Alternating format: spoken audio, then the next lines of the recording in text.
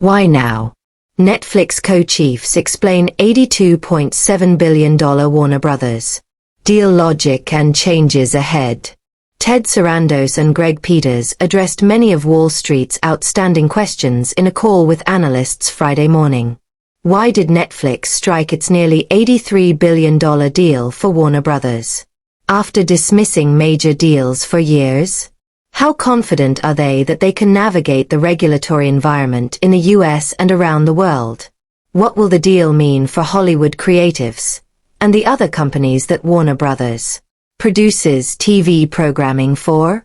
In a wide-ranging call with Wall Street analysts early Friday morning, Netflix co-host Ted Sarandos and Greg Peters addressed many of those questions, with Sarandos framing the deal as a rare opportunity.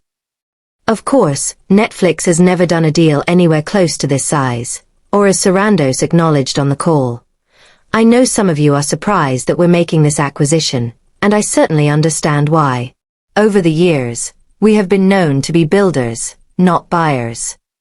In fact, Peters was asked about Netflix's interest in Warner Brothers at a Bloomberg event in October, where he noted that deals don't have an amazing track record, but left the door open to a deal for WBD. It was a door that the company ended up opening. Historically, many of these mergers haven't worked, Peters said when asked about those comments. A lot of those failures that we've seen historically is because the company that was doing the acquisition didn't understand the entertainment business. They didn't really understand what they were buying. We understand these assets that we're buying, the things that are critical in Warner Brothers, are key businesses that we operate in, and we understand.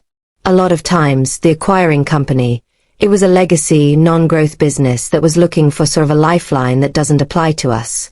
The executives also sought to soothe concerns from filmmakers and other creatives concerned about what the deal would mean for their work.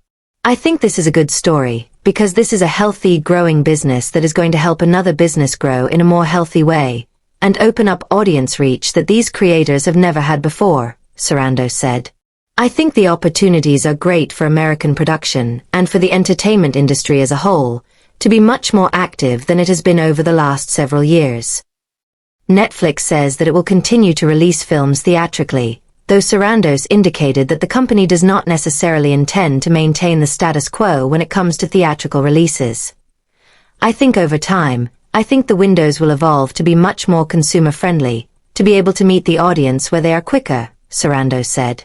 I'd say right now, you should count on everything that is planned on going to the theater through Warner Brothers. We'll continue to go to the theaters through Warner Brothers.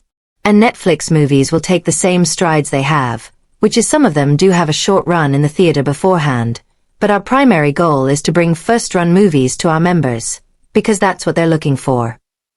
Netflix indicated that they intend to add WB's content spend on top of the $16 billion or so that Netflix is already spending on films and series, though CFO Spence Newman told analysts that there will likely be some content efficiency in there over time as well.